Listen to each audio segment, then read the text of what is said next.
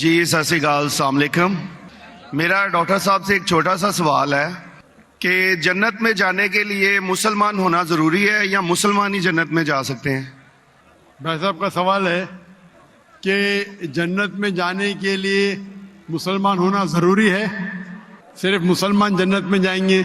صرف اپنے آپ کو مسلمان بولنا جنت میں جانے کے لیے کافی نہیں ہے.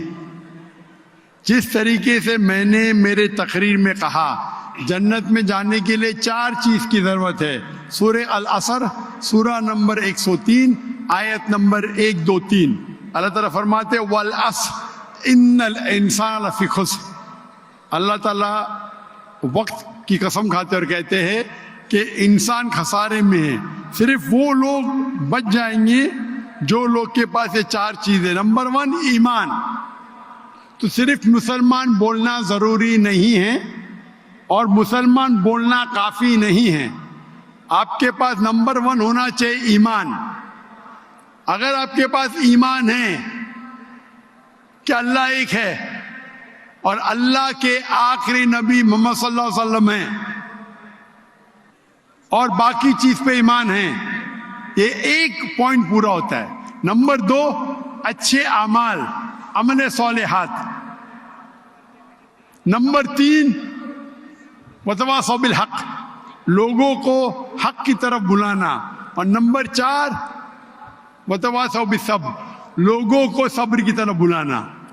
تو اس آیت سے ہمیں پتہ لگتا ہے کہ جو آدمی، جو انسان اللہ کے علاوہ دوسرے اور کی عبادت کرتا ہے وہ غلط ہے، وہ جنت میں کبھی بھی نہیں جائیں گے. اور یہ سارے کتابوں میں لکھا ہے، ساری مذہبی کتابوں میں، چاہے بائبل ہو، اولڈ ٹیسٹمنٹ ہو، نیو ٹیسٹمنٹ ہو، دھما پڑھ ہو، بدھسٹ کی کتاب ہو، وید ہو، سارے میں لکھے ہے.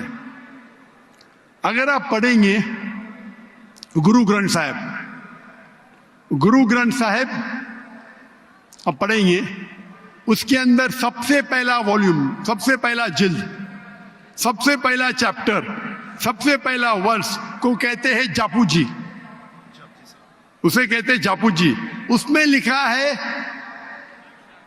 کہ خدا ایک ہے. نہ اس خدا کی شروعات ہے نہ انت ہے. وہ خالق ہے، وہ مالک ہے اور اس کے جیسا کوئی ہی نہیں ہے. اگر آپ دیکھیں گے یہ ملتا جلتا ہے سورہ اخلاص کے ساتھ. آپ اگر سکھ کی کتاب پڑھیں گے اس میں لکھا ہے 2 قسم، اومکارا، ایک اومکارا. ایشور کا مینیفیسٹ فارم، ان مینیفیسٹ فارم. ہاں کہ نہیں؟ ہاں کہ نہیں؟ تو اگر آپ پڑھیں گے اور دیکھیں گے کہ خدا کے کئی نام ہیں. رائٹ. کہا جاتا ہے ستہ نامہ، ہولی نیم. پروردگار، جی پروردگار بھی ایک نام ہے آپ کی کتاب میں. ہاں کہ نہیں؟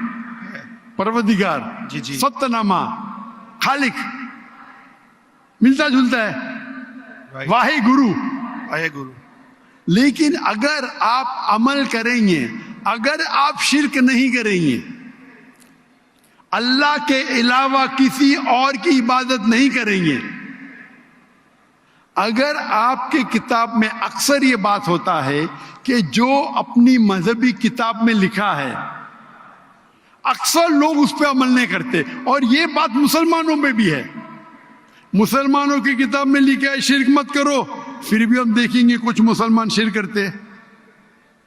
تو اگر قرآن میں لکھا ہے شرک مت کرو اور آپ شرک کریں گے اور کہیں گے میں مسلمان ہوں تو جنت میں نہیں جائیں گے.